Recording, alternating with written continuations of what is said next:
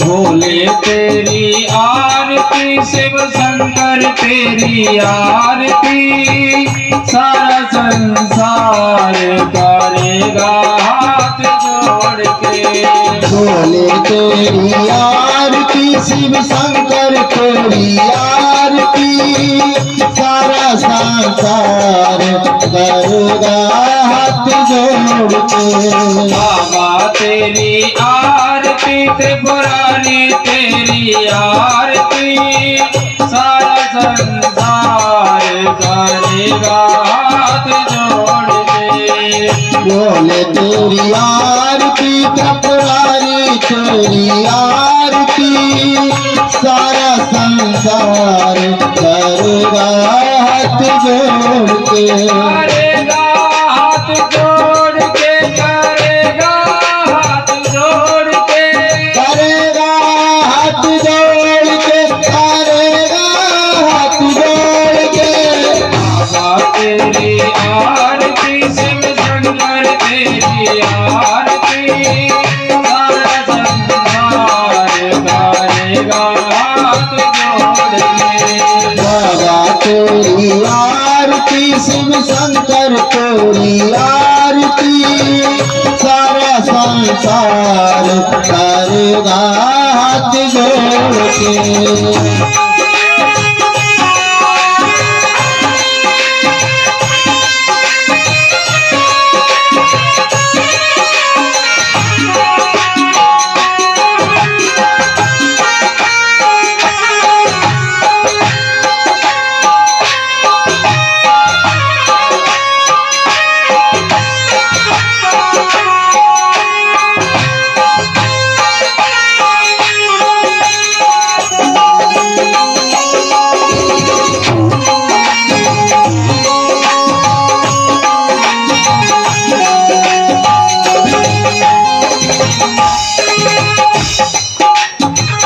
सिर पर सोहना चंद्र विराजे, सिर पे सोहना चंद्र विराजे, सिर पर गंगा चंद्र विराजे, सिर पर गंगा चंद्र विराजे। गल मुंडन की माला साजे, गले मुंडन की माला साजे, गल मुंडन की माला साजे, गले मुंडन की माला साजे। और सरबन के हार, और सरपन के हार, और सरपन के हार करेगा कर जोड़ के। भोले तेरी आरती, शिव शंकर तेरी आरती, सारा संसार करेगा हाथ जोड़ के। बाबा तेरी आरती, त्रिपुरारी तेरी आरती, सारा संसार करेगा हाथ जोड़ के। भोले तेरी आरती, शिव शंकर तेरी आरती, सारा संसार करेगा हाथ जोड़ के।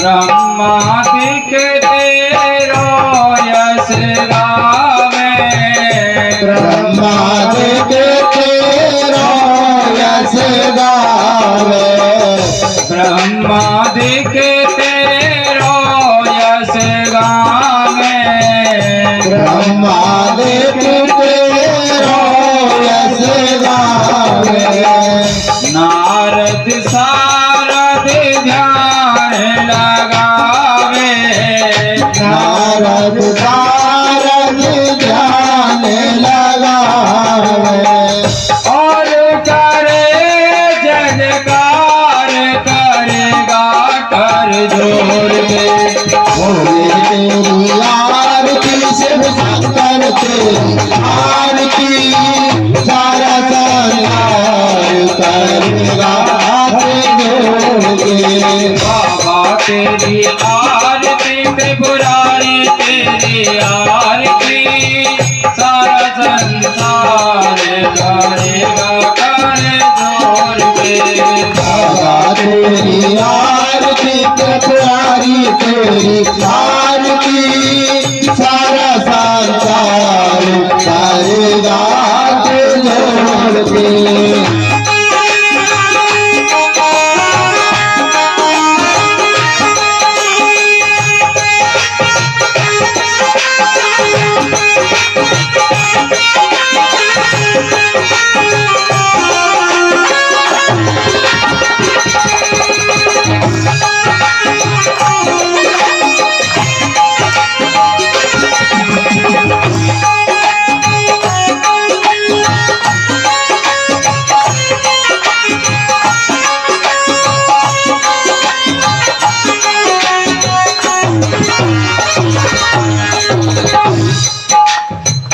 मैं हूँ दीनन दुखिया भारी मैं हूँ दीनन दुखिया वारी मैं हूँ दीनन दुखिया भारी मैं हूँ दीनन दुखिया वारी आया हूँ बाबा शरण तिहारी आया हूँ बाबा शरण तिहारी आया हूँ बाबा शरण तिहारी आया हूँ बाबा शरण तिहारी सखियो लाज हमार सखियों लाज हमारी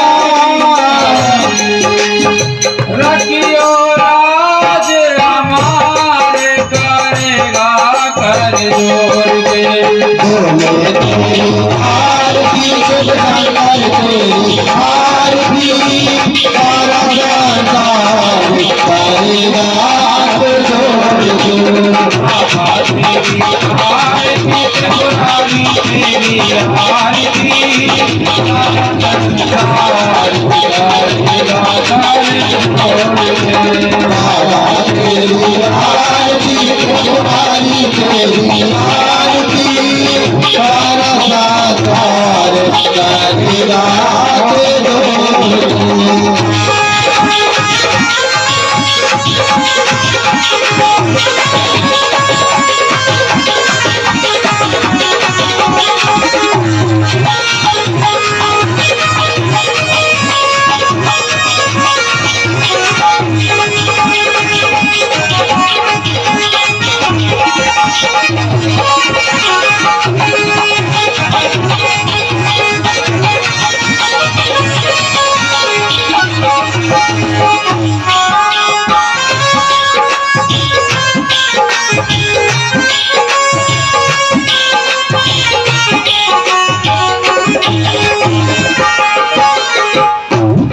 सहित जो आरती गावे सहित जो आरती गावे प्रेम सहित कोई आरती गावे प्रेम सहित कोई आरती आरती गावे भोले शंकर के पग पावे भोले शंकर के पग पावे भोले शंकर के पग पावे भोले शंकर के पग पावे पाए सोया से अपार करेगा कर जो तेरी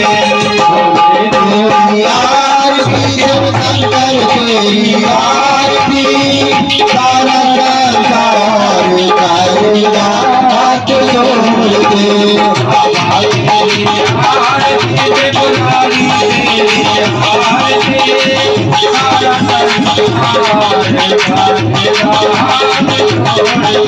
बाबा तेरी आरती घबराई तेरी आरती सारा संसार करेगा हाथ जोड़ के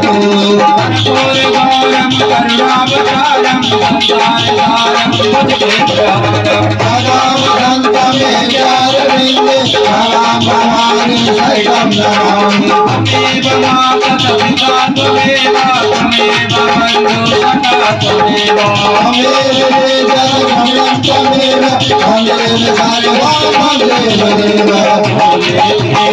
आरती पुरानी तेरी आरती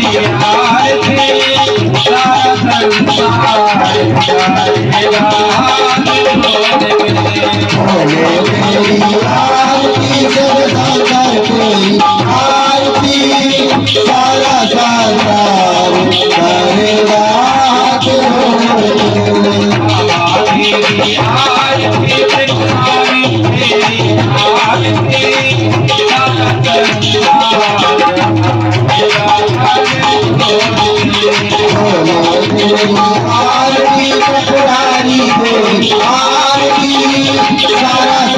करेगा अकेला कर छोड़ अकेला कर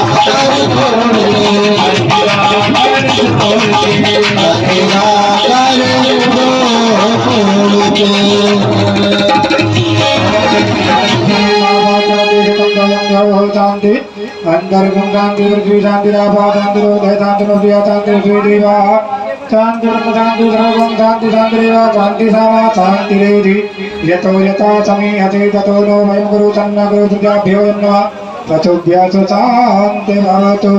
बोलिए श्री महापुराण की रविराज जी महाराज की बोलो सुखदेव जी महाराज की बोलो परीक्षित जी महाराज की बोलो शंकर भगवान की बोलो विष्णु भगवान की बोलो आज के आनंद की नमः पार्वती पतये हर हर हर महादेव हर हर महादेव जय जय श्री राधे जय जय श्री राधे जय जय श्री राधे श्याम हरि ओम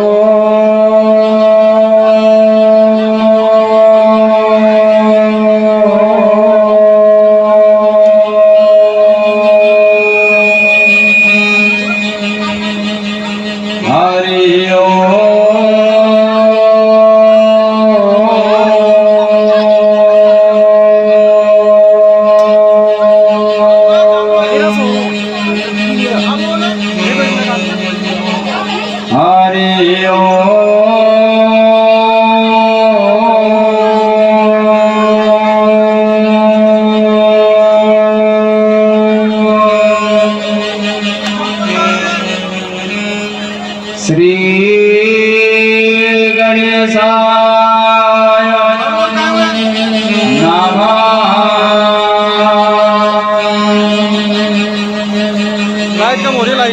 श्री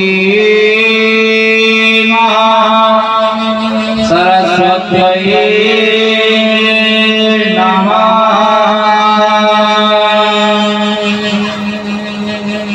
श्री गुरुवे नमः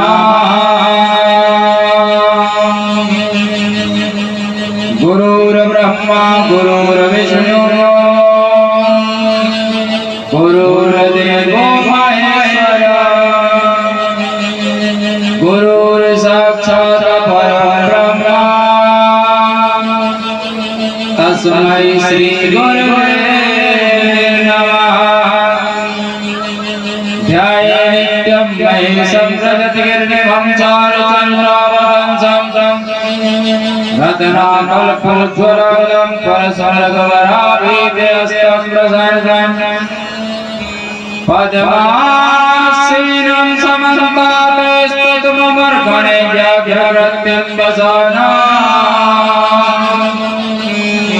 विश्वाद्यं विश्ववद्भ्यं निखिलवयहरणं पञ्चवक्त्रनेत्रं यो अङ्गप्रविश्यमवाचमिमां प्रसुरतां सञ्जीवयखिलशक्तिधरः स्वदाता अन्याश्च हस्तचरणं श्रवणात्मगादि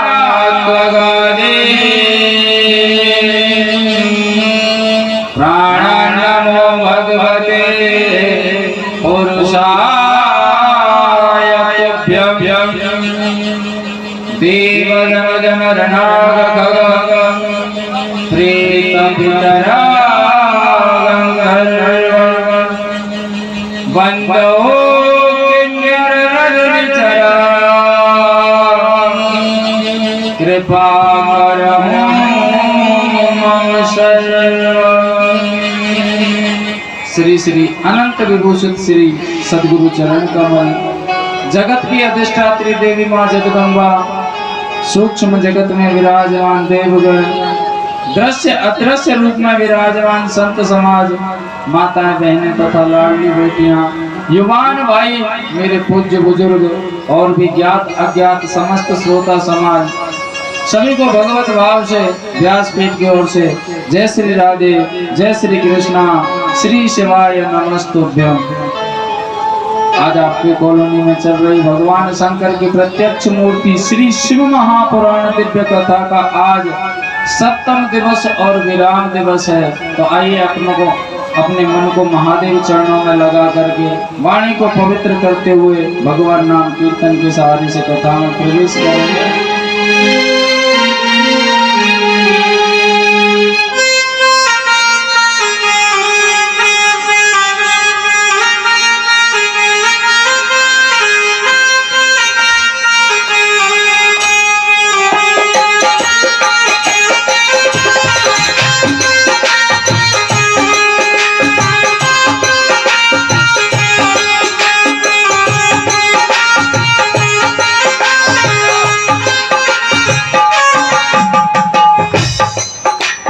मेरे तो आधार सिया राम के चरणार बिंद मेरे तो आधार सिया राम के चरणार बिंद मेरे तो आधार सिया राम के चरणार बिंद मेरे तो आधार सिया राम के चरणार बिंद सीता के चरणार बिंद राम के चरणार बिंद सीता के चरणार बिंद राम के चरणार बिंद सीता के चरणार बिंद राम के चरणार बिंद सीता के चरणार बिंद राम के चरणार बिंद गौरा के चरणार बिंद भोले के चरणार बिंद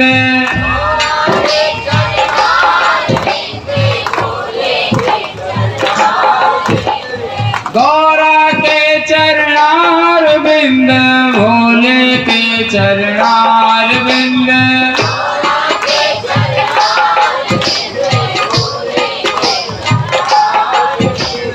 मेरे तो आधार भोले बाबा के चरणार बिंद मेरे तो आधार भोले बाबा के चरणार बिंद मेरे तो आधार भोले बाबा के चरणार बिंद मेरे तो आधार भोले बाबा के चरणार बिंद मेरे तो आधार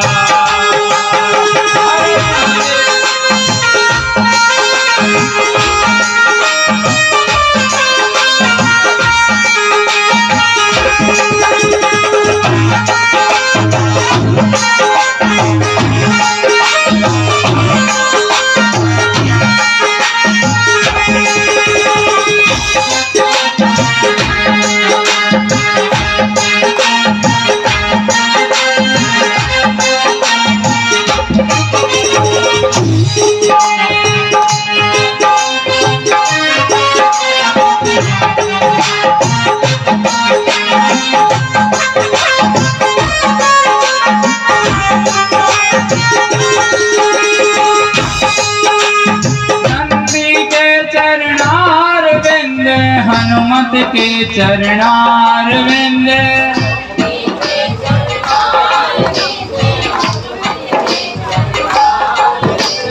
नंदी के चरणार विंद हनुमत के चरणार विंद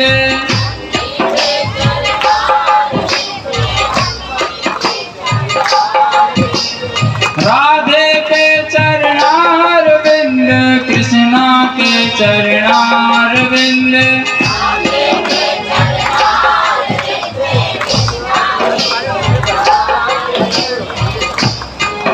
तो 7 दिन से तुम लगे रहे उनसे बुलवाने के लिए, आवाज तो डाउन हो गई।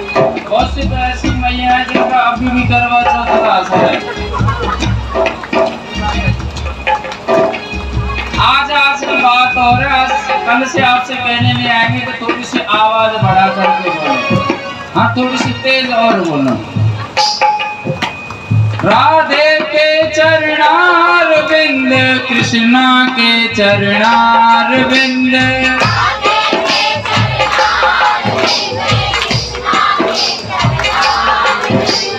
राधे के चरणार विंद कृष्णा के चरणार विंद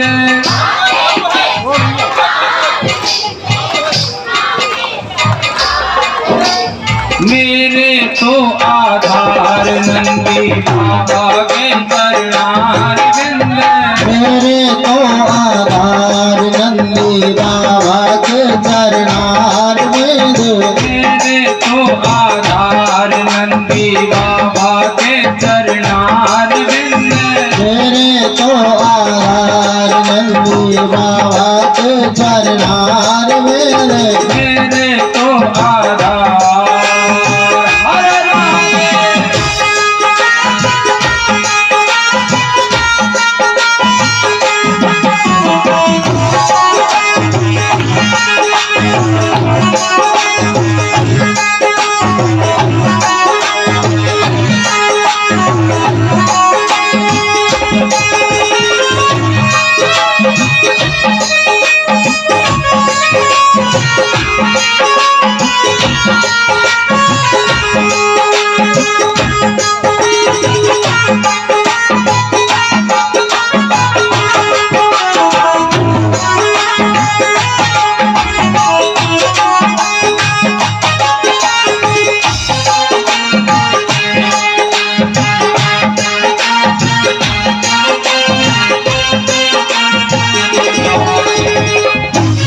ब्रह्मा के चरणार विंद विष्णु के चरणार विंद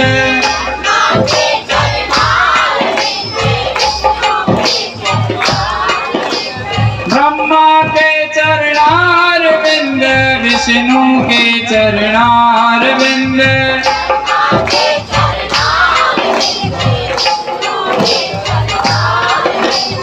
नारद के चरणार विंद भगतन के चरणार विंद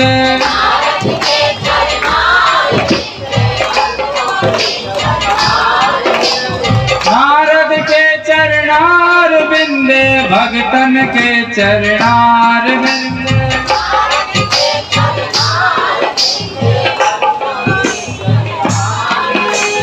मेरे तो आधार सिया राम के चरणार विंद मेरे तो आधार सिया राम के चरणार विंद मेरे तो आधार भोले बाबा के चरणार विंद मेरे तो आधार भोले बाबा के चरणार विंद मेरे तो आधार नंदी सेवक के चरणार विंद मेरे तो आधार नंदू सेवक के चरणार विंद मेरे तो आधार हनुमत बाबा के चरणार विंद मेरे तो आधार हनुमत बाबा के चरणार विंद उठाइए दोनों हाथ और भोलेनाथ के मंत्र का जाप करना है।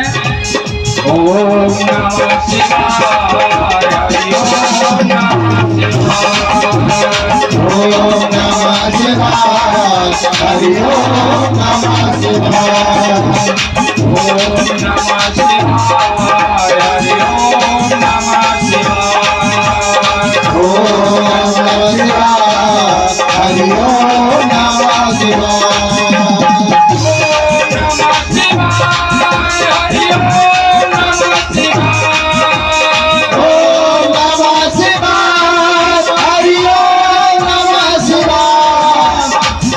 ओम नमः शिवाय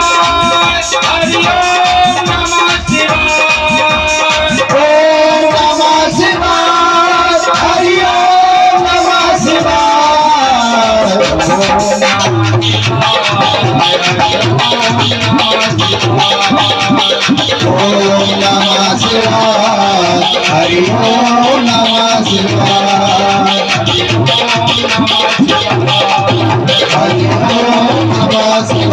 हरि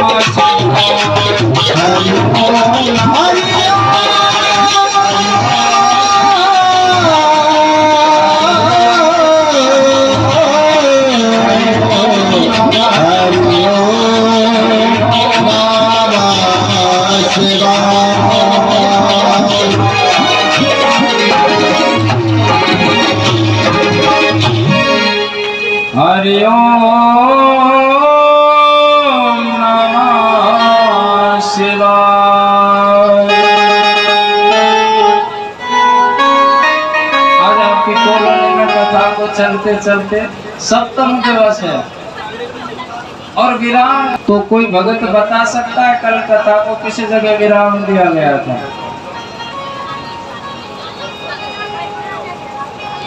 आपको तो पता है मैया। मैया आप बताइए कहाँ दिया था कथा को विराम कल? अब तो तुक्का चल रहा तुम्हारा। कल की कथा को भोलेनाथ के विवाह तक पहुंची थी, दरवाजे तक। कल की बारात दरवाजे तक ही तो पहुंची थी। कहते हैं लोकाचार में एक रस्म होती है,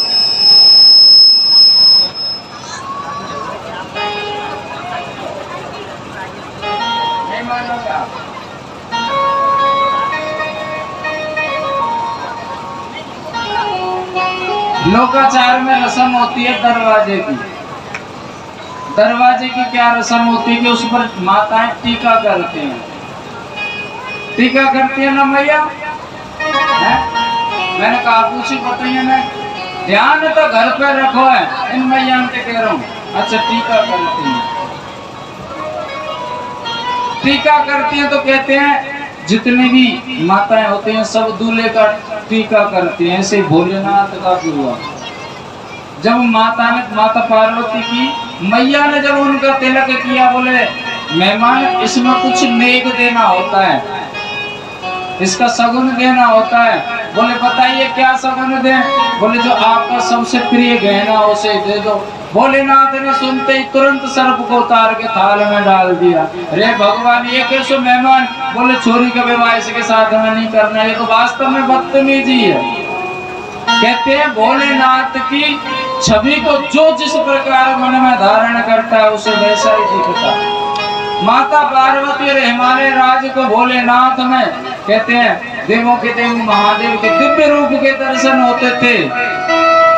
और माता मैना को वो केवल एक कपाली लगते थे, शमशानवासी लगते थे। भोलेनाथ को ऐसे ही नहीं समझा जा सकता, ऐसे ही नहीं पहचाना जा सकता। भोलेनाथ को पहचानने के लिए लगन जरूरी होती है। भोलेनाथ को मनाने के लिए मन को एकाग्र करना होता है। ओ मेरे शंभू को मनाने के लिए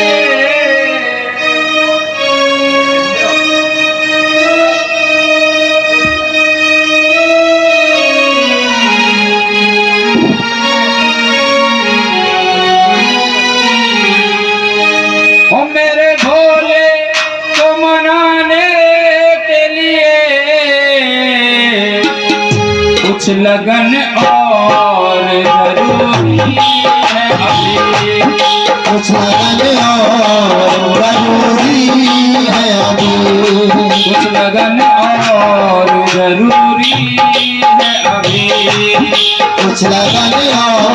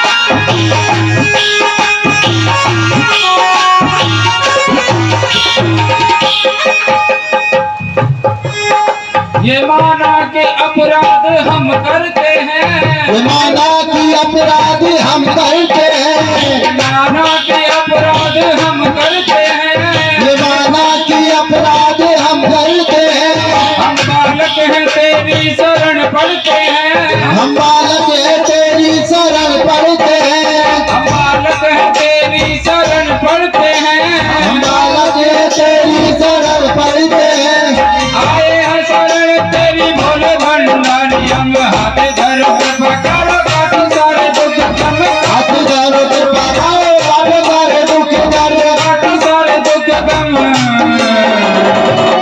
कुछ लगन और जरूरी है, कुछ लगाने और जरूरी है, मेरे शंभू को मनाने के लिए, मेरे शंभू को मनाने के लिए, मेरे बाबा को मनाने के लिए, मेरे बाबा को मनाने के लिए, कुछ लगन और जरूरी है, कुछ लगाने और जरूरी है, कुछ लगन और जरूरी है अभी। महादेव को पाने के लिए, महादेव को पाने के लिए लगन की अति आवश्यकता होती है, मन में विश्वास की अति आवश्यकता होती है। कहते हैं देवों के देव नाथ, देवों के देव महादेव, यानी नाथों के नाथ महानाथ दिखते थे माता पार्वती को और उनके पिता हिमालय को, तो उन्हें उस स्वरूप के दर्शन हो रहे थे। और माता मैना को कहते हैं एक शमशानवासी, एक मदारी के दर्शन हो रहे थे। जिस प्रकार की छवि आप महादेव के हृदय में लेकर के चलते हैं, वैसी छवि हम सबको प्राप्त होती है। कहते हैं वहां पर मामला बिगड़ गया, बोले छोरी के फेरा नहीं पड़ेंगे इसके साथ। जैसे तैसे ब्रह्मा और नारायण ने समझाया, जब जाकर के कुबेर भंडारी से अलंकार इत्यादि लिए वस्त्रों की व्यवस्था की, जब कहते हैं दूल्हा बना करके भोलेनाथ को लाए, उस समय का वर्णन बताते हैं महर्षि वेद व्यास जी से महापुराण कहते हैं कि जितना सुंदर स्वरूप भोलेनाथ का है उतना सुंदर स्वरूप है नहीं। इतना सुंदर स्वरूप ना तो किसी का है और ना ही होगा जितना उस समय पर बना था। और ये सत्यता है कि भोलेनाथ सांसारिक बुराइयों को अपना करके रहते हैं कि सांसारिक लोगों पर असर ना पड़े। शमशान को कोई पसंद नहीं करता, इसलिए महादेव शमशान में रहते। कम से कम भक्त आखिरी समय में तो मेरे पास आएगा। विवाह हुआ, कहते हैं जो फेरों की रस्म है वो हुई। पहले बारात 3 दिन रुका करती थी, पहले बारात जाती थी 3 दिन रुकती थी। किसी किसी ने देखा है 3 दिन बारात रुकते हुए? हाँ, हमने तो सुना है अपनी दादी बाबा से। 3 दिन बारात रुकती थी और तीनों दिन पहले ये टेंट लाइट की कोई व्यवस्था नहीं हुआ करती थी। कहते जो सामान की आवश्यकता पड़ती थी, गांव में हर घर से सामान आता था। चारपाइयों की व्यवस्था की जाती, वस्त्रों की व्यवस्था की जाती, बर्तनों की व्यवस्था की जाती थी सबके घर से। और 3 दिन बड़े स्वागत सत्कार के साथ में बारात को रखा जाता था। अब 3 घंटा भारी हो जाता है बारातियों को रोकना। अब तो ये बवाल चल गया है।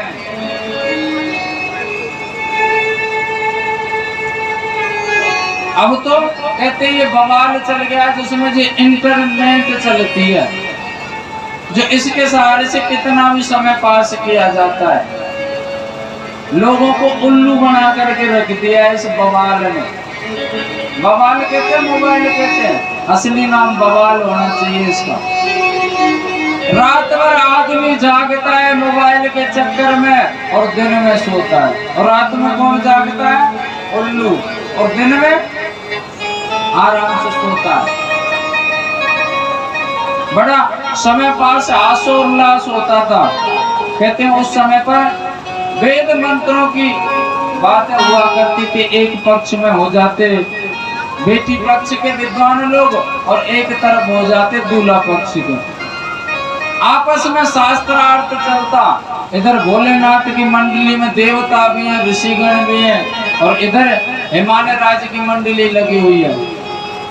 भोलेनाथ से कहा, बोले भोलेनाथ आज आपके देवताओं को पता चलेगा कि ये कितने विद्वान हैं। अगर हमारी बात का जवाब दे देते हैं तो जो आप कहोगे वो हम करेंगे, अगर नहीं दे पाते हैं तो जो हम कहेंगे वो आपको करना पड़ेगा। बोले ठीक है साहब। बोले प्रश्न जो होंगे वो मूक प्रश्न होंगे। मूक कहते हैं इशारों को, इशारों से बात होंगी। प्रश्न भी इशारों में होंगे और उत्तर भी इशारों में दिए जाएंगे। एक ब्राह्मण उठे लड़की पक्ष से और उन्होंने एक उंगली कर दी। क्या कर दी? एक उंगली। अब देवताओं में से कोई जवाब नहीं दे पाए। लो महादेव देखो, आपके देवता तो कोई जवाब ही नहीं दे पाए, क्या करें बताओ। महादेव ने कहा ऐसा कौन सा प्रश्न आ गया तो देवता जवाब नहीं दे पाए? कौन सा प्रश्न था? बोले हमारे मूक प्रश्नों की बात थी, हमने ऐसे किया था और कोई कुछ नहीं बोला। बोले बोलेंगे कहां से? इतना तुच्छ सा प्रश्न, इतना तुच्छ सा प्रश्न और उसका जवाब आप देवताओं से मांग रहे हैं। इस जवाब को तो हमारा नंदी दे देगा। क्यों नंदी देगा ना? बोले हाँ बाबा दूंगा। अगर महादेव किसी बात के लिए कह देते हैं नंदी के लिए विश्वास के साथ में, भले नंदी से होए नहीं वो काम, लेकिन हाँ करता, बाबा करूंगा मैं, बताइए क्या प्रश्न है आपका। नंदी खड़ा हो गया बीच सभा में, पूछिए वहां से क्या प्रश्न है। उन्होंने एक उंगली की, नंदी ने 2 उंगली कर दी, और कहते हैं उन्होंने 3 उंगली की तो नंदी ने 4 कर दी। उन लोगों ने ऐसे करके 5 उंगली करके ऐसे कर दिया, तो कहते हैं उन्होंने अपना नीचे सिर करके ऊपर कर दिया एकदम से।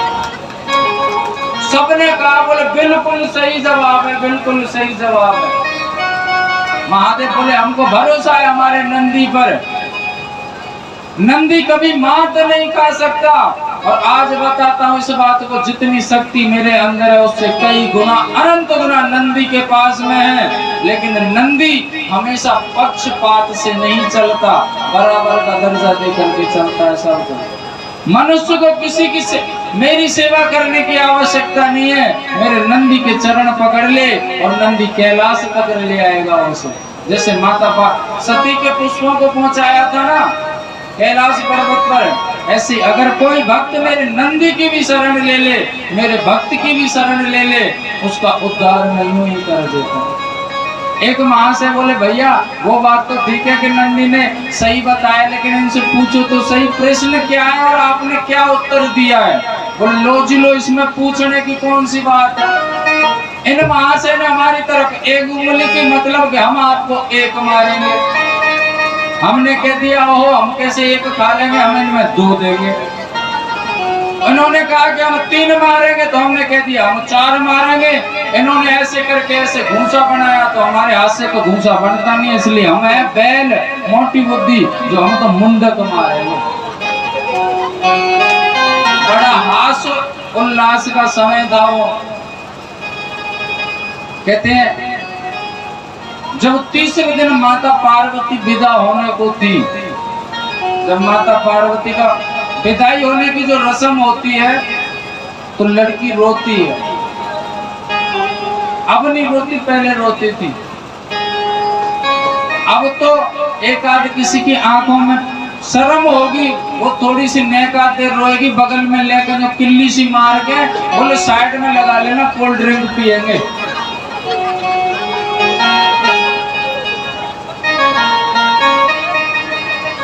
माता पार्वती जब रो रही थी तो जो गण प्रेत इत्यादि थे ना, सब वहीं भ्रमण काट रहे थे। एक प्रेत आया, बोले बाबा बाबा बाबा, हाँ बताओ क्या बात है। बोले क्या बताओ, माता पार्वती रो रही है।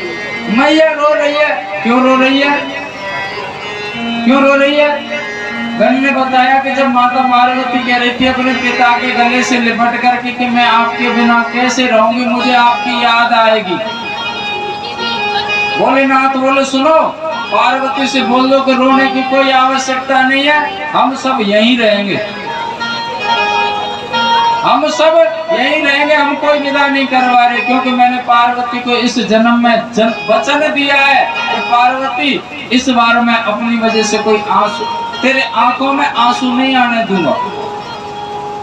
इसलिए पार्वती से जाकर के कह दो रोने की कोई आवश्यकता नहीं है, हम आज से हम सब यहीं रहेंगे इस महल में। एक गण गया दौड़ा दौड़ा, मैया मैया आपको रोने की आवश्यकता नहीं है, बाबा ने आपके रोने का समाधान कर दिया। क्या? बोले ये कह दिया है कि आज से हम सब यहीं रहेंगे। क्यों? बोले बाबा मना कर रहे हैं। और कहते हैं जब दूल्हा मना कर देना कि हम सब यहीं रहेंगे, यहीं रहने का मतलब है घर जमाई बन करके रहना। तो जो बूढ़ी बड़ी मैया आना ये अपना दिमाग लगाना शुरू करते हैं, हाय भगवान या दूल्हा के घर में कछु खावे है करना है, पता नहीं चोरी को भोजन करा पाएगा कि नहीं। कहते हैं माता पार्वती की जो नानी है ना वो मचल गई। मैंने तो पहले ही कहा था पहले खानदान का पता कर लो, कौन है कहाँ से है, कुछ है भी है या नहीं है। अब लो यही रहेगा, इसको और बिठा करके जमाओ। हिमालय राज ने कहा तुम क्यों परेशान होती हो, बात तो कुछ और होगी, मैं पता करता हूँ। महादेव के पास में पहुंचे, महादेव ने कहा बोले नहीं जाएंगे तो नहीं जाएंगे, आज से हम इसी महल में रहेंगे। अब कौन सुसर है कि नहीं नहीं नया नया विवाह हुआ है, अभी विदा तक नहीं हुई है, कौन कह सकता बोले यहाँ से जाओ, जैसी आपकी इच्छा भोलेनाथ। और सत्यता यह है कि भोलेनाथ को तो कौन अपने घर में नहीं रखना चाहता। हिमालय राज तो मन ही मन कहते हैं खुश हो रहा है, आनंद से भरा आया कि आज से महादेव मेरे घर रहेंगे। लेकिन करें तो करें क्या? माता पार्वती तक बात पहुंची, नंदी को बुलाया, नंदी क्या बात है? बोले क्या बताऊं भोलेनाथ ऐसे कह रहे हैं कि मेरी वजह से आंसू नहीं आने चाहिए पार्वती की आंखों में। वाकई में नंदी तेरे बाबा भोले भोले ही है, इसमें कोई झूठ नहीं है। अरे उनको बताओ कि ये रोने वाली रस्म होती है, रोने वाली रस्म। बोले हाँ जाकर के कहो। नंदी आया, बोले बाबा मैया झूठ मूठ के लिए रो रही थी, सांच माच के लिए थोड़ी रो रही थी। मतलब बोले ये रोने का रिवाज होता है। बोले फिर तो हमको भी रोना पड़ेगा इनके साथ में। वो मुझे पता नहीं है बाबा, और मैया ने ऐसे कहा विदा तो करवाने। बोले नहीं नंदी मैं बात करूंगा। पहले जब विवाह की बात चलती थी या विदाई से पहले पति पत्नी आपस में बात नहीं करते थे, अगर करते तो बीच में पर्दा डाल देते। अब तो थोड़ी सी बात चले कि वहां पर रिश्ता हो रहा है, पता नहीं न जाने कहां से नंबर आ जाता है एक दूसरे के पास में, जो सुनो जी मुझे ये चाहिए वो चाहिए, एक दूसरे के घर की पोल पट्टी 2 मिनट में दी और रिश्ता कैंसिल। पहले शादी तक विवाह नहीं होता था, शादी तक विवाह होने तक बात नहीं होती थी। आज के समय में हमारा भी विवाह पुरानी तरीके से हुआ था, हमने भी नहीं देखा। कहते जब बीच में पर्दा डाला, दोनों की बात कराई, भोलेनाथ से माता पार्वती ने कहा ये तो लोकाचार की रिवाज है। बोले ऐसी कौन सी लोकाचार की रिवाज है जो रोना पड़ता है? बोले नहीं आप विदाई की तैयारी कीजिए, आप नहीं समझोगे इस बात को। कहते हैं मैंने बताया कि जब भगत के बस में हो जाते हैं भक्ति के प्रभाव से भगवान, तो भगवान को वही करना पड़ता है जो भगत चाहता है। कहते हैं अगर हम प्रेम करते हैं तो भगवान से करो, प्रेम करो तो ऐसे करना जैसे मीरा ने किया, जहर के प्याले में देगी मूर्ति घनश्याम की। आप उससे प्रेम करते हैं, भगवान को प्रेम करते हैं, तो कहते हैं वही चित्र दिखना चाहिए आपके सामने। क्रोध भी करना है तो भगवान से करो, भगवान बुरा नहीं मानेंगे। भगवान तो स्वयं कहते हैं कि जो भी भक्त मुझसे रिश्ता बनाना चाहे मैं रिश्ता बनाने के लिए तैयार हूं, लेकिन वो बनाए तो सही। जिस रिश्ते में मुझे जो भक्त देखना चाहेगा उसी रिश्ते में मैं उसके पास आऊंगा। एक कर्माबाई हुई थी, राजस्थान में। उसने कहते हैं ठाकुर जी को जिद पर अड़ गई तो भोजन कराया और जबरदस्ती कराया, क्रोध भी किया और कान पकड़ कर भी ऐठा और प्रेम भी किया। किसी किसी ने सुनी है ये कथा? एक मैया ने सुनी है, दो ने। कहते हैं इस कालवा नामक गांव में एक कर्माबाई नाम की कन्या हुई थी। किसी कारणवश वो अपने पैतृक गांव को छोड़ करके दूसरी जगह रहने लगे। जो कर्मा के पिताजी थे ना, वो उनसे काका कहा करती थी। जैसे घर में कोई काका कहने वाले ज्यादा हो तो अपना बालक भी काका कहने लग जाता है, ऐसे काका कहा करती थी। वो ठाकुर जी के बहुत बड़े भगत थे। उनके घर में एक मंदिर भी था ठाकुर जी का। एक दिन की बात है कि कर्मा के काका को कोई काम पड़ा, जो अपने गांव जा रहे थे वो, तो कर्मा से कहा, बोले कर्मा मैं गांव जा रहा हूँ तो एक काम करना, ये ठाकुर जी को भोग लगा करके जब तू भोजन करना। बोले ठीक है काका। और कर्मा आज्ञाकारिणी पुत्री थी। आप चिंता ना करें, मैं भोजन करा के ही भोजन करूंगी। अगले दिन जब भोजन की थाली ले गई तो कहते हैं कभी कर्मा ने देखा नहीं था काका कैसे भोग लगाते हैं ठाकुर जी को। थाली रखी और बोली कनुआ आजा भोजन कर ले। क्या भला ऐसे भगवान आता है? थोड़ी देर बाद में देखा ठाकुर जी नहीं आए। भोजन कर ले आजा, मेरे पास काम पड़ा है बहुत सारा। फिर सोचा शायद इसको रोटी पसंद नहीं है।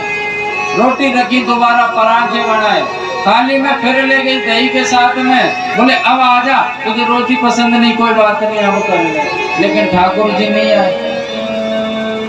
फिर सोचे शायद इसको पराठे भी पसंद नहीं है और समय भी बहुत हो गया, तो कहते हैं बाजरे का खिचड़ा बनाया। बोले अच्छा नहीं लगता है। खिचड़ा बनाया, घी लिया और उसमें डालने को हुए। फिर सोचे कहीं ऐसा ना हो इसमें घी ज्यादा हो जाए, जो गड़बड़ हो जाए फिर ना खाए। इसलिए कटोरी में घी रख लिया, चम्मच रख लिया, रख करके थाली पहुंच गए और बोली कनुआ आजा। वो थाली भर कर लाई रे खिचड़ो, ऊपर घी की बाट की, जीमो मारा श्याम धनी, जिमा बे कर्मा जात की। थाली भर कर लाई रे खिचड़ा, ऊपर घी की बाट की, जिमा मारा श्याम धनी, जिमा बे कर्मा जात की, जिमा बे कर्मा जात की। थाली भर कर लाई रे खिचड़ा, ऊपर घी की बाट की, जिमा मारा श्याम धनी, जिमा बे कर्मा जात की, जिमा बे जात की।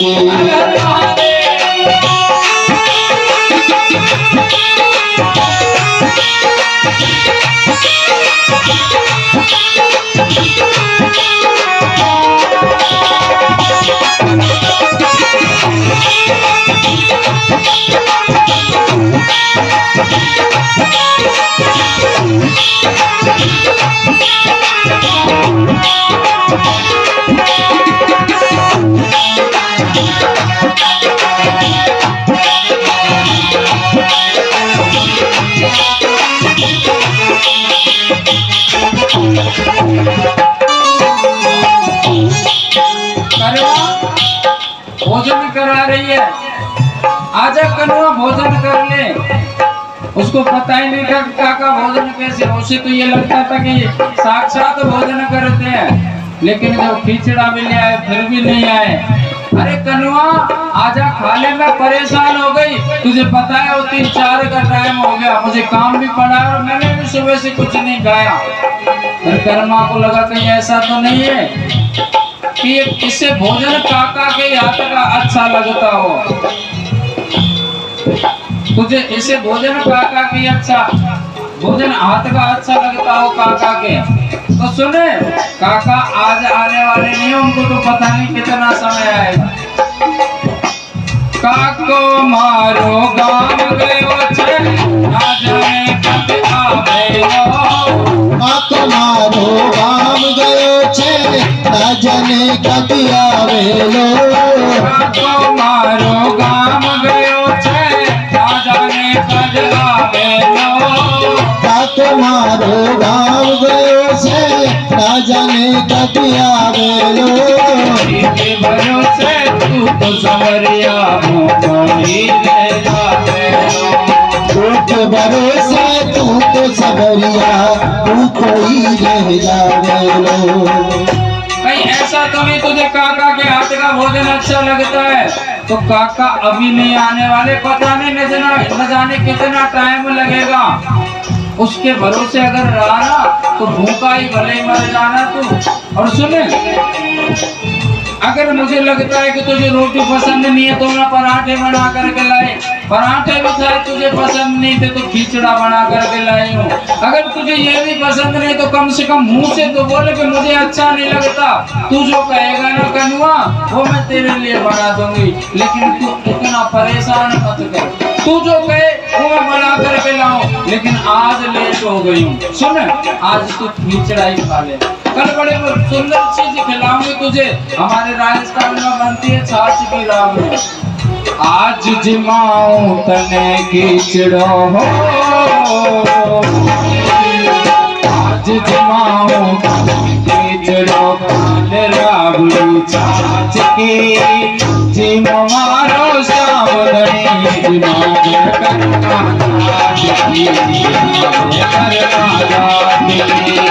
ताली भर कर लगे चढ़ो ऊपर के हाथ के बाप के तू शादी बाप बे तू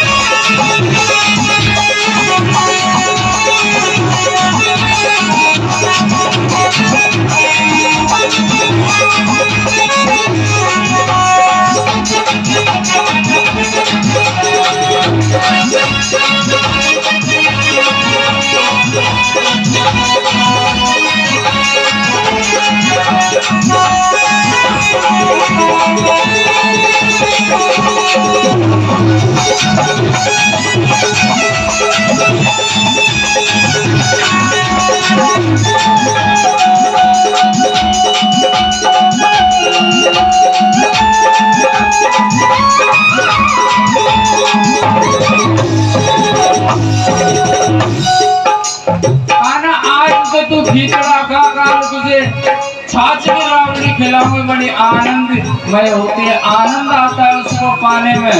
लेकिन ठाकुर जी फिर नहीं आए, कहते कर्मा क्रोध करने लगी। बोले सुने, तेरे बाप के नौकर नहीं लग रही हूँ मैं, जो सुबह से परेशान करके रखा है तूने। तुझे जो पसंद नहीं है बोलता। वो तो काका मुझसे कह गए कि इसको भोजन कराने के बाद में तू भोजन करना, इसको भोजन कराने के बाद तू भोजन करना। नहीं, मेरी क्या जरूरत पड़ रही है, भूखा मर जा मेरी तरफ से। तो अगर तुझे भोजन करना है, खाना है तो चुपचाप खा लेना, मैं तो निकल करके जा रही हूँ। कि तू थाली छोड़ी हुई बाहर आ गई। बार बार मंदिर में जुड़ती, बार बार में खोलती, बार बार मंदिर में जुड़ती, बार बार में खोलती, बार बार मंदिर में जुड़ती, बार बार में खोलती, बार बार मंदिर में जुड़ती, बार बार में खोलती। या क्यों नहीं प्यारे मोहन कड़वी कड़वी बोलती, भैया तो जी मोरी मोहन कड़वा कड़वा बोलती। भैया क्यों नहीं प्यारे मोहन कड़वी कड़वी बोलती, भैया क्यों नहीं जी माँ मोहन कड़वी कड़वी बोलती। बाहर निकल जाती है मंदिर से, तेरी गरज पड़े तो खा लेना, मुझे कोई मतलब नहीं है। पर भूखा फिर सोचती है कि छोटा सा तो है, शायद मुझसे डर रहा है, पर मंदिर में झांक करके देखते हैं लेकिन ठाकुर जी नहीं आते। फिर बोलती है कन्वा तू अगर मुझसे नाराज है तो बता, मैंने सुना है कि शायद तू भक्त की परीक्षा लेता है, मैंने सुना है तू भक्त की परीक्षा लेता है, तू कहीं ये देख रहा हो कि देखो तो सही इसका साहस कितना है, ये मुझसे पहले भोजन करती है या बाद में करती है। तो सुने मेरे काका ने जिम्मेदारी दी है कि तुझे भोजन करा के जब मैं भोजन खाऊं, तो सुने तो जब तक तू नहीं जीवेगा ना, जब तक मैं नहीं जीऊंगी, चाहे कोई लाइट साहब क्यों ना आ जाए, लाइट साहब जानो कोई बड़ा आदमी, चाहे लाइट साहब ही क्यों ना आ जाए, मैं किसी के नहीं मानने वाली। तू जी मैं जद ही मैं जीवो, तू जी मैं जद मैं जीवो, तू जी मैं जद ही मैं जीवो,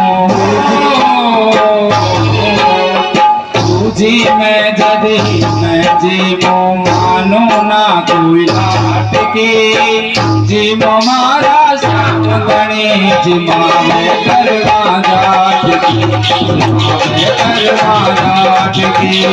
साल भर कर लाई जो ऊपर के बात गे, हमारा शाम गणेश मामे बेटी बात की, मामे बेटी हर हर महादेव।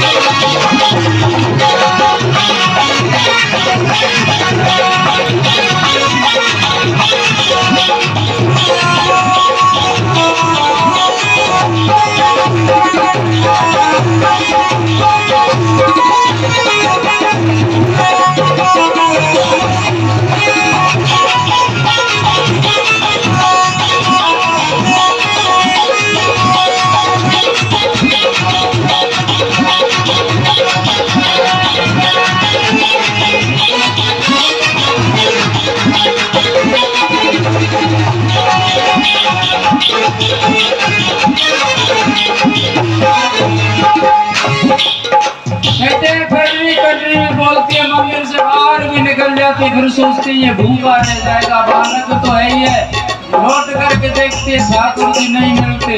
फिर कर्मा को ध्यान आया कि जब काका भोग लगाते थे इसको तो पर्दा लगा दिया करते थे, मुझे लगता है ये शर्मा रहा है मुझसे शर्मा रहा है इसलिए नहीं आ रहा।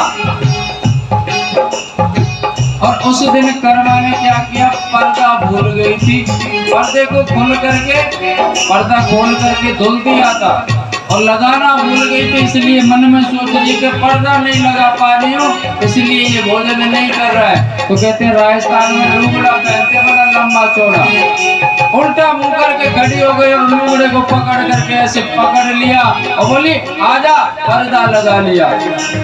पर्दा भूल गई रे सवरिया, पर्दा फेर लगायो जी, पर्दा भूल गई रे सवरिया, पर्दा फेर लगायो जी, पर्दा भूल गई रे सवरिया, पर्दा फेर लगायो जी, पर्दा फेर सवरिया, पर्दा फेर लगायो जी। कहते पर्दा लगा के जैसी खड़ी हुई ना कर्मा, लुगड़ा पकड़ करके ठाकुर जी को आना पड़ा और खिचड़ा खाने लगे। ठाकुर जी खिचड़ा खाने लगे, कर्मा को आई तो रहा था क्रोध बाहर से दिखाने के लिए, लेकिन जब वो खिचड़ा खाना प्रारंभ किया ना तो होठों की चबड़ चबड़ आवाज आ रही थी, बोले आ गया, मन खुशी से आनंद से भर गया और मन में आया पहले इसको पकड़ लूं, दिखाने के लिए इसको एक कड़क स्वभाव की, इसको पकड़ लूं, पहले इसकी कुटाई कर लूं ढंग से। पर तो भूल गई रे सवरिया, पर तो फेर लगायो जी, पर्दा भूल गई रे सवरिया, पर्दा फेर लगायो जी, पर्दा भूल गई रे सवरिया, पर्दा फेर लगायो जी, पर्दा भूल गई रे सवरिया, पर्दा फेर लगायो जी। दो घड़ियों री ओट बैठ कर शाम की चिड़ो खायो जी। दो घड़ियों री ओट बैठ कर शाम की चिड़ो खायो जी। जैसे खिचड़ा खाना प्रारंभ किया, आवाज आई, खुशी के मारे मन ही मन झूम गई कर्मा। लेकिन सोची कि अगर इसको डांटूंगी फटकारूंगी नहीं ना तो इस सिर पर चढ़ जाएगा, रोज परेशान करेगा। काका क्या पता कब आएगा, जब ये जलपान करेगा, आचमन करेगा, जब इसको पकड़ लूंगी। कान्हा ने भोजन करके जैसे जल पिया, लूगड़ा छोड़ करके कान पकड़ लिया, चल रहे तेरे बाप के नौकर लग रहे। सुबह से सांझ हो गई, तुझे परेशान करते करते जरा शर्म नहीं आई। और जैसी छवि दिखी ठाकुर जी की, मोर मुकुट लगा हुआ छोटा सा बालक, देखती रह गई मुखमंडल को, और कान्हा थर थर कांप रहे हैं, कान पकड़ रखा है। फिर ध्यान आया, पहले इसको डांट लूं, तेरे बाप के नौकर लग रही हो। वो तो काका की बात थी, नहीं मेरी तरफ से भूखा मर जाता मुझे कोई फर्क नहीं पड़ता। और सुन, कल से टाइम पर भोजन करने के लिए आ जाए तो कल से बनाऊंगी, नहीं मेरी तरफ से कुआं में बिल्कुल। ठाकुर जी का कान पकड़ रखा है ऐसे ऊपर की ओर, मुख है कर्मा की तरफ, कर्मा खड़ी है, पता आएगा कि नहीं भोजन करने। बोले बिल्कुल आऊंगा, आ जाओ। थोड़ा बड़ा नील सदा गे सावरियो कैलाट की, जिम मारा श्याम गणी जिमा में कर्मा जाट की, जिमा में कर्मा जाट की। ताली भर कर ऊपर की हाथ की हमारा श्याम गणी हमें बेटी घाट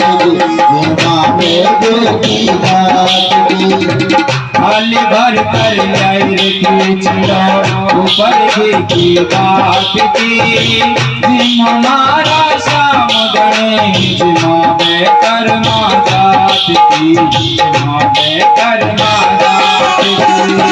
ताली भर कर लाई जो ऊपर की बात की, हमारा श्याम गणी हमें बेटी घाट की, हमें बेटी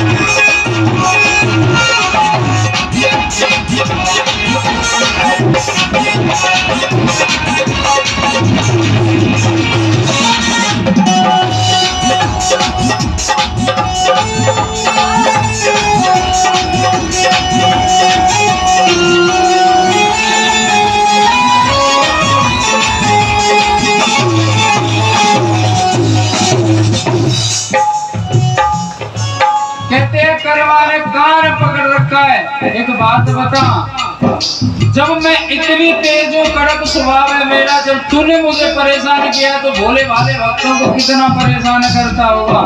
मेरे काका भी बोले, तूने उनको कितना सताया होगा। सही बात है, सुना है तेरे बारे में कि तू वाकई में नटखट है, टेढ़ी टांग का है, लेकिन तुझे दया नहीं आती कन्वा किसी पर। तुझे दया नहीं आती क्या? देख सुबह से भूखी तुझे लग रही है और ठाकुर जी थर थर कांप रहे, कोई जवाब ही नहीं निकलता। बता भोजन करने के लिए आएगा कि नहीं आएगा?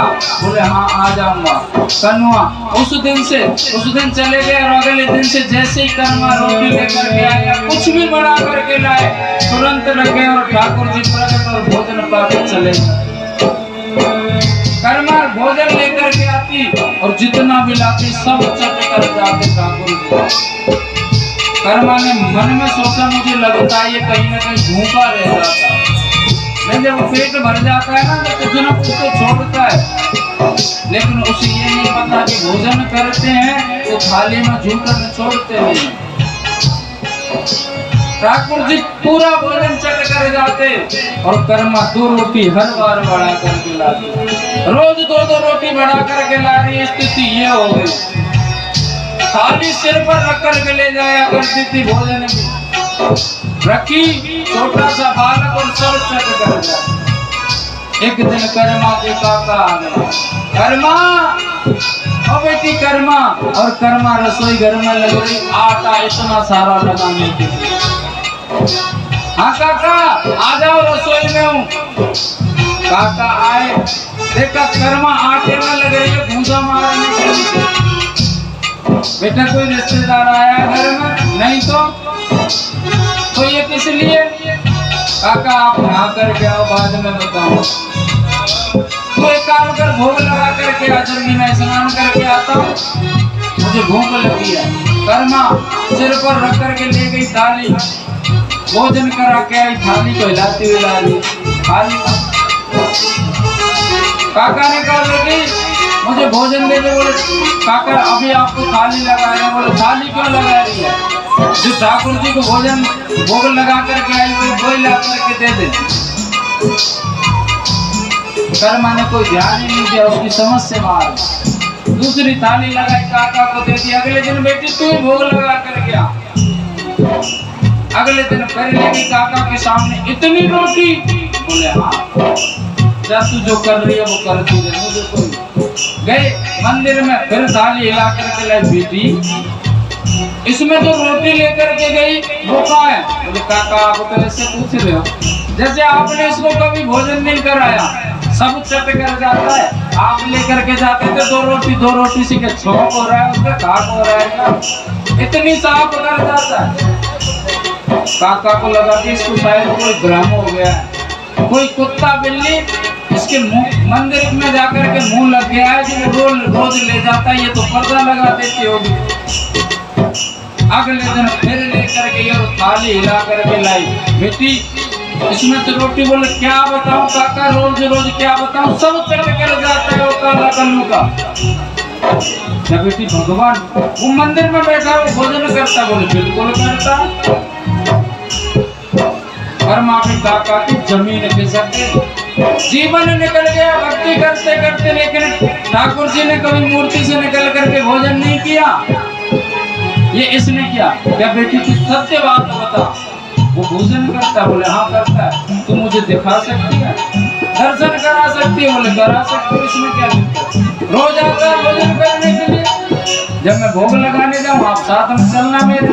अगले दिन भोजन बनाया, साथ में लेकर के गई, थाली रखी, कनुआ आजा, तुरंत प्रगट पाना प्रारंभ कर दिया। काका दर्शन कर लो। आगे बेटी बोली बिल्कुल आगे दर्शन करो। कहते हैं कर्मा सामने खड़ी है, पर्दा लगा हुआ है, ठाकुर जी भोग पा रहे हैं और कर्मा के काका पर्दे के बगल से देख रहे हैं। इस पलक को उठा करके कहीं इसको बंद करके इसको उठा करके देखे, लेकिन ठाकुर जी नहीं दिख। बेटी कहाँ है? बोले भोजन तो कर रहा है। बोले नहीं दिख रहा बेटी, मुझे नहीं दिख रहा। देखा कर्मा ने, देखा भोजन कर रहे हैं। बोले नहीं दिख रहा आपको? बोले नहीं दिख रहा। थाली दिख रही है, रोटी भी कम हो रही है, एक एक से गायब हो रही है। कहते हैं कर्मा ने पर्दा फेंका दूसरी तरफ और कान पकड़ कर फिर हट दिया। क्यों रे, तूने माखन की चोरी की, आज यहाँ भी चोरी कर रहा है बाप बेटी के बीच में? कनुआ बोले, कहते गिरास मुख में लगाया कनुआ के और बोले यहाँ हमने अब कौन सी चोरी कर दी? मुझे दिखता है, मेरे पिताजी को नहीं दिखता। कनुआ बोले मैंने सबका ठेका ले रखा है। अच्छा ठेका की बात करता है? कान छोड़ दिया, हाथ जोड़ करके खड़ी हो गई कनुआ। ये काका, मैं जो इन काका की देन हूँ, इन्होंने मुझे जन्म दिया है और मैं चाहती हूँ कि तू इनको दर्शन दे। तो कहते कर्मा के काका को भी ठाकुर जी ने दर्शन दिए। भक्ति हो तो कर्मा जैसी भक्ति हो तो कर्मा जैसी मनमोहन घर आवे लो। भक्ति हो तो कर्मा जैसी मनमोहन घर आवे लो। भक्ति हो तो कर्मा जैसी मनमोहन घर आवे लो। भक्ति हो तो कर्मा जैसी मनमोहन घर आवे लो। सभी मिलकर प्रभु चरणों में हर्ष हर्ष गुण गावेला। सभी मिलकर हर चरणों में हरस हरस गुण गावेला। साचो प्रेम प्रभु से हो तो, साचो प्रेम प्रभु से हो तो तुरंत बोलो काट की। जीव मारा श्याम गणेश रोवे कर्मा काट की। कर्मा जात की साल भर कर लाई बीच हो बगी बात के। हमारा श्याम धनी बाबे बेटी जात की बाबे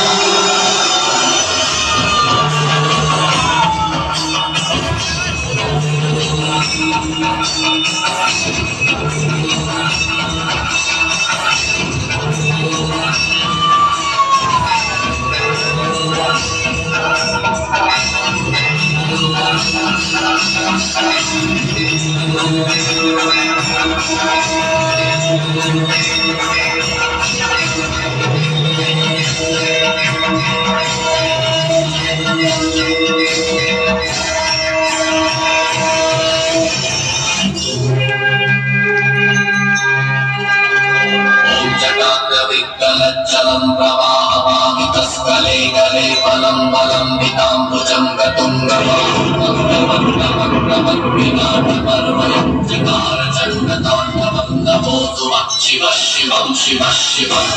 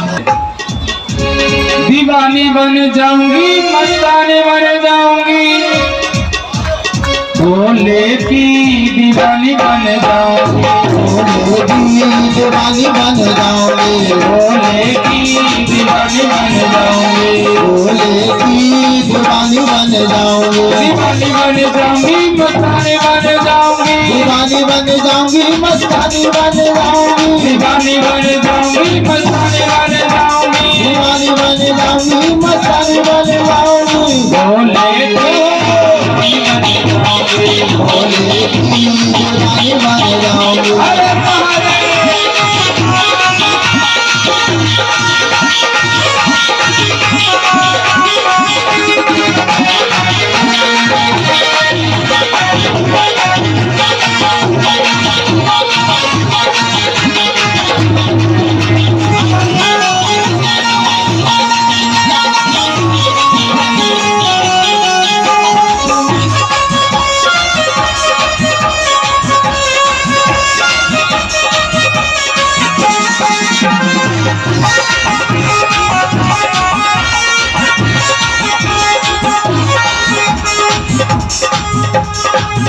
बम बम भोले जटार खावे मैं गंगा बन जाऊं, बम बम बोले जयकार गावे मैं गंगा बन जाऊं, भोले बाबा जटार खावे मैं गंगा बन जाऊं, भोले बाबा जयकार गावे मैं गंगा बन जाऊं, जटा में जाके ऐसी समाऊं मैं शिवमय बन जाऊं, जाके ऐसी समाऊं मैं शिव में बन जाऊं, जटा में जाके ऐसी समाऊं मैं शिवमय बन जाऊं, जटा में जाके ऐसी समाऊं मैं शिव में बन जाऊं, बिच्छू बन जाऊंगी मैं कातर बन जाऊंगी, मैं कातर बन जाऊंगी, बिच्छू बन जाऊंगी मैं कातर बन जाऊंगी, बिच्छू बन जाऊंगी मैं कातर बन जाऊंगी, भोले की दीवानी बन जाऊंगी, भोले की दीवानी बन जाऊंगी, भोले की दीवानी बन जाऊंगी।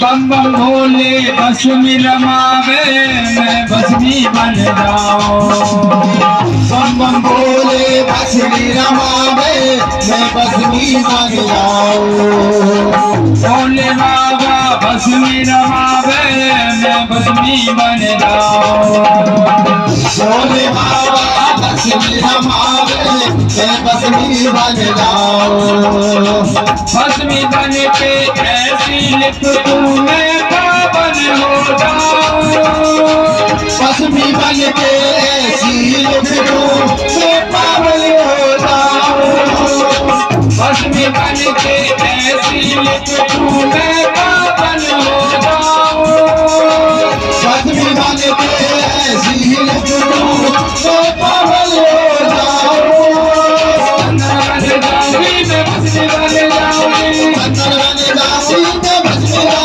जाऊंगी, बन जाऊंगी मैं भस्मी बन जाऊंगी, बंदर बन जाऊंगी मैं भस्मी बन जाऊंगी, भोले भोले की दीवानी बन जाओगे, भोले की दीवानी बन जाओगे, भोले की दीवानी बन जाओगे, दीवानी बन जाओगे, दीवानी बन जाओगे, मस्तानी बन जाओगे, दीवानी बन जाओगे, मस्तानी बन जाओगे, दीवानी बन जाओगे, मस्तानी बन जाओगे, दीवानी बन जाओगे, मस्तानी बन जाओगे। बाबा भोले की दीवानी बन जाओगे, बाबा की दीवानी बन जाओगे, बाबा की दीवानी बन जाओगे। हर महादेव। बोलिए शंकर भगवान की, श्री शिव महापुराण की, नमः पार्वती पते, हरे हरे हरे शंभू। कथा कहाँ चल रही है तो भूल गए। कहाँ चल रही? पियर में तो निकल गई।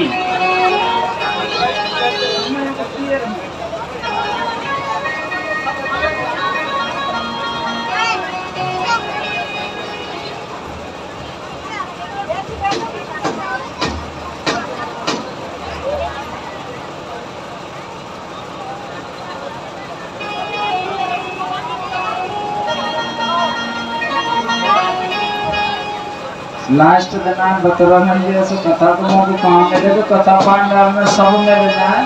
ये सभ्यता वैसे तो मिल नहीं पाती, घर में रहते सब कौन कहाँ से मिले, कथा में मिल जाए। अरे जी काय की सब्जी बनाई?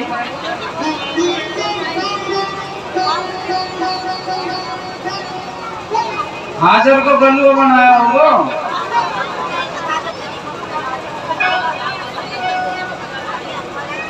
बोली शंकर भगवान की जय हो।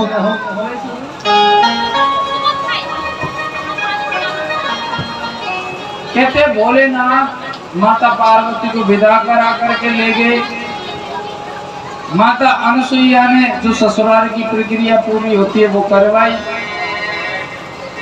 जब माता पार्वती भोजन बनाने लगी, पकाने लगी कैलाश पर, उस दिन से माता पार्वती का नाम पड़ा अन्नपूर्णा मैया। कहते हैं जिस भंडार गृह में अन्नपूर्णा माता का दीपक जलाया जाता है उस घर में अन्न धन की कभी कमी नहीं आती। इसलिए अपने भंडार गृह में यानी रसोई घर में अन्नपूर्णा माता के नाम का एक दीपक अवश्य जलाना चाहिए।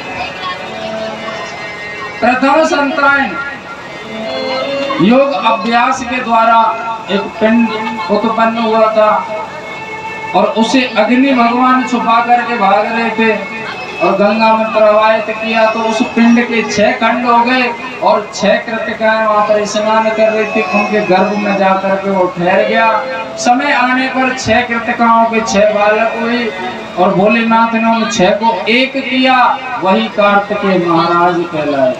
जो भगवान शंकर के प्रथम पुत्र हैं, बड़े पुत्र हैं, वो 6 माताओं के गर्भ से प्रकट हुए थे। उन्होंने तारकासुर का उद्धार किया।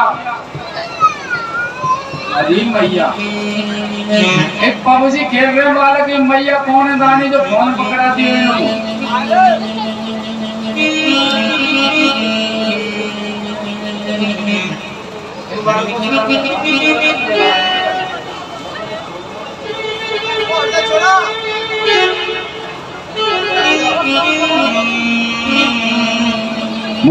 इसको है ना चलने के बाद इसको कट्टे में बंद कर लो। इस बालक को, बहुत शैतान बालक है। ये 3 जने बैठे ना, 3 मूर्ति, इनको सबको खंडित करो यहाँ से। सामने और बैठ गए, हाँ यहाँ को पकड़ के ले सामने वाले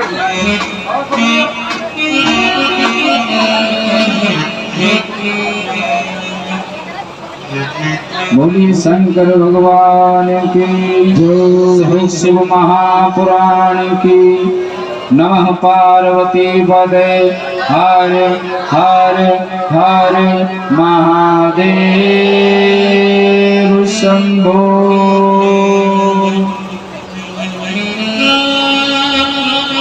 प्रथम संतान कार्तिकेय महाराज हुई थी। दूसरी संतान एक मैल से उत्पन्न करके माया से बनाया माता पार्वती ने गणेश जी को। एक पुत्री जिसका नाम अशोक सुंदरी था, ये कल्प वृक्ष से ली थी इन्होंने। अच्छा खासा जीवन चला था कैलाश पर्वत पर, और कहते हैं माता पार्वती और भोलेनाथ का विवाह वैदिक रीति रिवाज से हुआ था, जो अभी तक रिश्ता वही का वही चल रहा है। सती का रूप लेकर के आए, गंधर्व विवाह किया, कहते हैं रिश्ता टूटा और दोनों का जोड़ा बिछड़ा। इसलिए हम सभी को प्रयास करना चाहिए कि हम वैदिक रीति रिवाज से, माता पिताओं के आशीर्वाद से अपना विवाह करना चाहिए। समय के अनुसार बिल्कुल नहीं चलना चाहिए। कहने वाली बात है कि जीवन अपना है, जैसा चाहे निकालो, लेकिन सत्यता जी ये है, जो अपने मन में धारणा करते हैं कि जीवन अपना है, अपने हिसाब से जियो, उसका जीवन नरक बन करके रह जाता है, इससे ज्यादा कुछ नहीं होता। महादेव कहते हैं भक्त जो रिश्ता मुझसे बनाना चाहे मैं बनाने के लिए तैयार हूँ, लेकिन बनाए तो सही। एक लकुलेश नाम का भक्त हुआ था महादेव का। महादेव की जब सेवा करता था वो अपनी जिम्मेदारी समझता था। उसे ये तक नहीं पता था कि महादेव की सेवा कोई और भी भक्त करते हैं। वो सिर्फ यही जानता था कि मेरे महादेव है और मैं महादेव हूँ। एक दिन महादेव को किसी भक्त के यहाँ चले गए महादेव। लकुलेश ने जाकर के महादेव से जाकर के कहा, बोले बाबा बहुत हो गया, चल आज फैसला कर ही लेते हैं, आज फैसला कर ही लेते हैं, आज फैसला कर ही लेते हैं तुझसे कि ऐसी कृपा कर कि तू सबका हो जाए और मैं केवल तेरा हो जाऊं। बाबा ने कहा ठीक है लकुलेश। लकुलेश का नियम था कि जब तक बाबा को भोग नहीं लगा देता चैन नहीं पड़ता। प्रातः 4 बजे से लगता था उनकी सेवा में, भोजन कराने के पश्चात जब विश्राम करता था। एक दिन उसने सोचा कि लोग देखे मेरे महादेव भक्ति में लीन रहते हैं, तपस्या में लीन रहते हैं, समाधि में लीन रहते हैं, जरा देखो तो सही समाधि में मिलता क्या है। एक दिन की बात है कि लकुलेश जाकर के बैठ गया एकांत में, और ऐसी समाधि लगी कि लाखों वर्ष हो गई, लाखों वर्ष हो गई। जो दीमक होती है ना, दीमक जानते हो, दीमक चढ़ गई, शरीर को अनंत गुना पार कर गई, बेसिक चेंज हो गया। जबकि समाधि लगाई, जबकि महादेव बैरागी थे, और जब भोलेनाथ का विवाह हो गया, नाती पंथी इत्यादि सब हो गए, जब उसकी समाधि खुली, समाधि खुली एकदम झटपटा करके उसे ध्यान आया, निकला समाधि में से, ये क्या हुआ भोलेनाथ की पता नहीं सेवा किसी ने की होगी, उन्होंने अभी तक भोग नहीं पाया होगा, पता नहीं मुझे इस समाधि में 1 घंटा हुआ है या 2 घंटे हुए। लकुलेश को ऐसा भ्रम, वो सोच रहा है मन में कि पता नहीं मुझे इस समाधि में बैठे हुए 1 घंटा हुआ है या 2 घंटे हुए, जबकि लाखों वर्ष निकल गए। लकुलेश खड़ा हुआ तो कहते खड़ा हुआ, जब पैर दुखने लग गए थे, जब ऐसे बैठते रहते हैं ना समय तक, तो पैरों का पता नहीं चलता कहाँ है या नहीं, बिल्कुल सुन्न हो जाते हैं, और जब सुन्नपन से निकलते हैं तो दर्द होता है। लकुलेश खड़े हुए, खड़े गिर पड़े, फिर उठ करके चले, एक डंडे का सहारा लेकर के चलते हैं कि चल करके महादेव को स्नान कराऊं, भोग लगाऊं, पता नहीं भोजन किया होगा या नहीं किया होगा। लकुलेश चलते हैं। एक राजा था महादेव भक्त, महादेव के नाम का नित्य भंडारा चलता था, उसके 24 घंटे भंडारा चलता था उसके राजपाट में। क्या जो राहगीर भी होते थे वो भूखे नहीं जाते, सब भोजन करके जाते थे। एक ब्राह्मण ने लकुलेश को देखा कि हो सकता है कोई भिखारी होगा, भूखा है शायद, पकड़ करके ले गया, बिठाया, पत्थर लगाई, प्रसादी सामने आ गई। राजा ने कहा भोग पाइए, ब्राह्मणों ने पाना प्रारंभ कर दिया, लेकिन वहां क्या दृश्य कि सामने ही महादेव की मूर्ति लगी है जहां पर वो भोजन कर रहे थे। ऐसी सुंदर मूर्ति, मनमोहक, और लकुलेश महादेव की ओर देखता है। आंखों से आंखें मिला दी और मन ही मन कह रहा है लकुलिस बाबा क्षमा करना, क्षमा करना, गलती हो गई मुझसे, आजा भोग पाले। ब्राह्मण बगल में बैठा बैठा कह रहा है कि आप भोग पाइए, लेकिन वो जब भक्त और भगवान की आपस में बातें चलती हैं, जब भक्त और भगवान की आपस में बातें चलती हैं तो दूसरे तीसरे लोग आदमी की आवाज सुनाई नहीं देती। ब्राह्मण भोजन करके उठ गए, राजा आया, ये भोजन क्यों नहीं कर रहा है, भोजन में कोई कमी है क्या? बोले नहीं है कमी, आप भोजन पाइए। लकुलिस ने अपनी पत्तल उठाई और महादेव की मूर्ति के पास में बैठ गया। महादेव भोग, महादेव भोजन कर लो। गिलास तोड़ लिया, मूर्ति के सामने कर दिया। राजा इस कृत्य को देख रहा है, उसकी आंखों में पानी आ गए। वारे महादेव तेरे भक्त, कैसा भोला भगत है, लेकिन इसको ये नहीं पता है कि मूर्ति भोजन नहीं करती। और भगत जी ये मूर्ति है, मूर्ति कभी भोजन नहीं करती, आप भोजन कर लो और दक्षिणा लेकर के पधारो। लेकिन लकुलिस किसी की बातें नहीं सुन रहा है, महादेव से बात कर रहा है, भोजन कर ले, मानता हूं मुझसे गलती हुई है, मैं तप करने बैठ गया, अब तू भोजन कर ले, कम से कम आंखें तो खोल। क्यों अखियां ना खोले, क्यों मुख से ना बोले, क्यों अखियां ना खोले, क्यों मुख से ना बोले, क्षमा बोल तू कर दे अब, क्षमा बोल तू कर दे अब, आ जाओ मेरे भोले, आ जाओ मेरे भोले।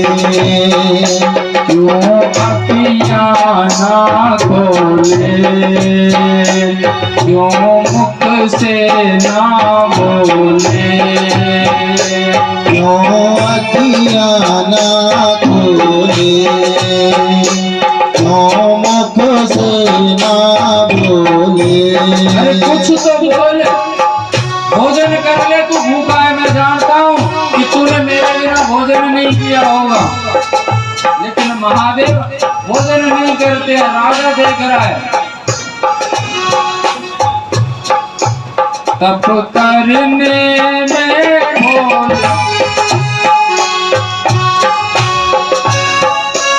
तप करने में भोले, खुद भूल गया तेरी, पाप करने में बोले, सुध भूल गया तेरी।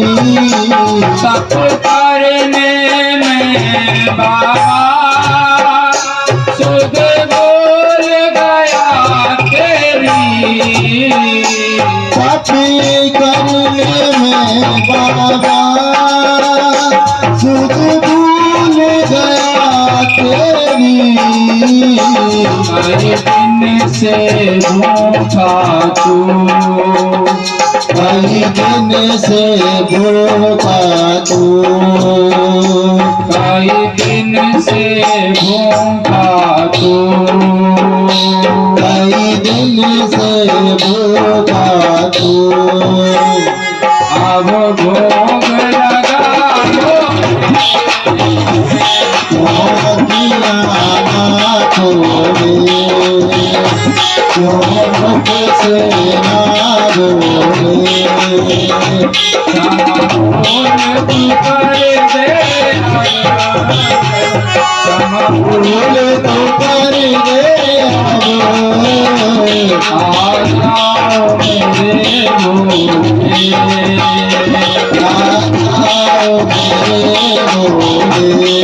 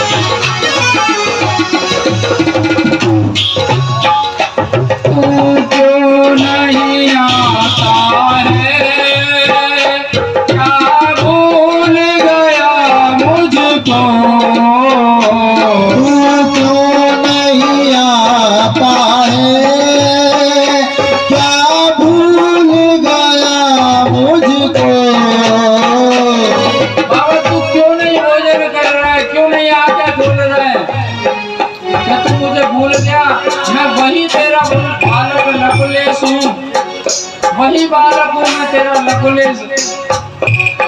तू क्यों नहीं आता है, क्या भूल गया मुझको। तू क्यों नहीं आता है, क्या भूल गया मुझको। तुझे मारूंगा डंडा, तुझे मारूंगा डंडा। अगर तू भोग नहीं लगाएगा ना तो डंडे से मारूंगा तुझे। बहुत हो गया। क्यों अपने आप को सजा देता है, क्यों भोजन नहीं करता तू क्रोधित है, मुझसे क्रोध करता है, भोजन तो कर ले। तुझे मारूंगा डंडा, तुझे मारूंगा डंडा। जल्दी से आजा तू, आना खोले, जो मुख से ना बोले, जो अखियाँ ना खोले, जो मुख से ना बोले। क्षमा बोल तू करते अब, क्षमा बोल तो कर दे अब। क्षमा बोल तू कर दे अब। आ जाओ मेरे भोले, आ जाओ मेरे भोले। कहते हैं जब डंडा मारने की बात गई ना, राजा ने देखा कि ये कोई भगत भक्त नहीं है, पागल है, कहीं डंडे से मेरी कहते अमूल्य मूर्ति थी वो, भाई मूर्ति को ना तोड़ दे। अपने सैनिकों को बुलाया और लकलेश को पकड़वा के बाहर फेंकवाने की कोशिश करता। कहते हैं जैसे ही लकुलेश को पकड़ा और घसीटना प्रारंभ किया, महादेव प्रकट हो गए मुसाफिर का वेश लेकर के। रुको, ये क्या करते हो? करते क्या है? पागल है, मूर्ति तोड़ने की कह रहा है। बता, इसको समझा, ये मूर्ति भोजन करती है। बोले ये हमारे गुरुजी हैं, हमारी टोली में से बिछड़ गए हैं, इसलिए यहाँ भटकते भटकते हैं। चलिए गुरुजी। बोले ये आपका गुरुजी है पागल सा। महादेव बोले खबरदार जो तूने मेरे गुरु की अवहेलना की तो। कहते हैं कभी भी गुरु की अवहेलना नहीं सुननी चाहिए, चाहे गुरु कैसा भी हो, भव से पार करने वाला होता है। गुरु चाहे कैसा भी हो, भव से पार करने वाला होता है। अगर मन में हृदय में गुरु का वास है तो कहते हैं आप उसमें बुराइयां देख ही नहीं सकते। खबरदार जो गुरु की तूने मेरी अवहेलना की। अरे महाराज ये पागल है। बोले अगर अब की बार तूने कुछ कहा तो तांडव हो जाएगा। तो भला प्रभु ये मूर्ति भोजन करती है क्या? बोले बिल्कुल करती है, मूर्ति भोजन करती है। मूर्ति भोजन तू कहता है ना कि मूर्ति भोजन नहीं करती, अगर कराने वाले के मन में भाव हो, श्रद्धा हो तो मूर्ति भोजन करती। तू देखना चाहेगा? गुरु जी जरा लगा करके दिखाओ कि महादेव भोजन करते हैं कि नहीं। लकुलेश ने पत्थर ने गिलास जैसे ही आगे किया, मूर्ति में भोजन ग्रहण किया। राजा की आंखें फटी थी। मेरा जीवन निकल गया। महादेव का भंडारा कराते कराते कभी मैंने इस मूर्ति को भोजन करते हुए नहीं देखा। देखेंगे कहां से? आपका जो भंडारा चलता है वो तो केवल दिखावे का चलता है, पाखंड का चलता है, ढोंग का चलता है। आप करते होंगे 24 घंटे भंडारा, लेकिन ऐसा भंडारा, ऐसी श्रद्धा महादेव के किसी काम की नहीं है। महादेव मुसाफिर बनकर किस बात को कह रहे हैं? अगर जिसके हृदय में महादेव नहीं है, जिसके मन में महादेव नहीं है, केवल दिखावे का महादेव है, तो उसके लिए महादेव एक पत्थर है, अन्यथा भगवान है। आप हृदय में वास करके तो देखिए, और ये सत्यता है, जिनके महादेव हृदय में रहते हैं उनका आनंद ही कुछ और होता है, वो माया से परे होता है।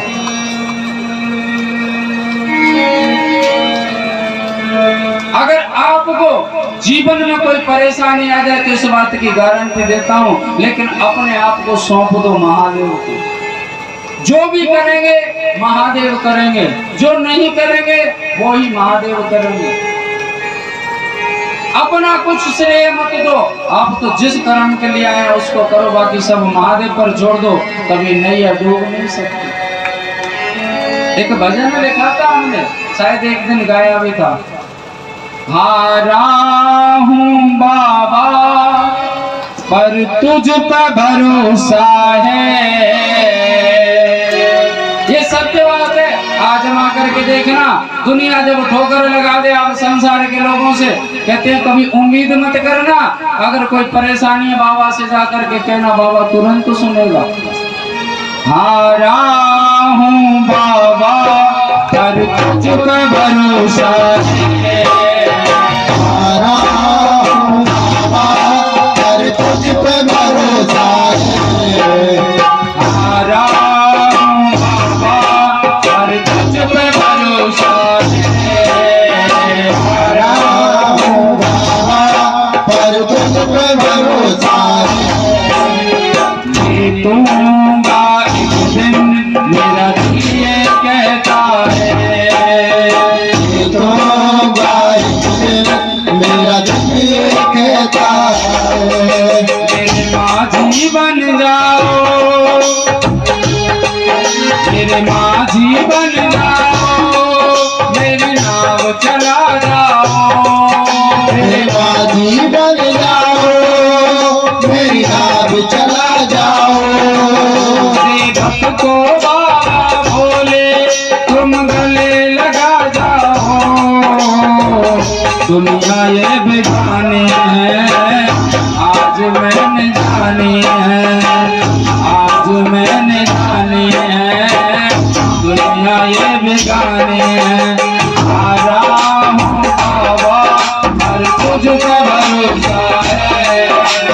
हारा हूँ बाबा पर तुझ पे भरोसा है। जीतूंगा एक दिन मेरा दिल ये कहता है। जीतूंगा एक दिन मेरा दिल ये कहता है। आप महादेव से आस लगा लो, महादेव कभी आस नहीं टूटने देंगे। ये जिम्मेदारी है महादेव की। शिव महापुराण की कथा कहती है, सांसारिक लोगों से आस लगाओगे तो एक न एक दिन आस टूटनी ही टूटनी। लेकिन परमात्मा से, महादेव से लगाई गई आस कभी टूट नहीं सकती। देर हो सकती है लेकिन कभी अंधेर नहीं हो सकता। एक भक्त की महादेव ने साफ कह दिया, मुसाफिर के रूप में उस राजा से बोले, चलता होगा तेरा भंडारा 24 घंटे, चलता होगा तेरा नित्य कर्म, लेकिन महादेव की नजर में 2 कौड़ी का नहीं है तेरा भंडारा। अगर तूने मूर्ति में भगवान को नहीं देखा, मूर्ति में महादेव को नहीं देखा, तो तुझे नहीं मिल सकते, फिर किस बात का भंडारा करता है। राजा की बोलती बंद हो गई। उसी समय से राजपाट छोड़ा और लकुलेश के साथ में कैलाश के लिए निकल गया, सब कुछ छोड़ कर के।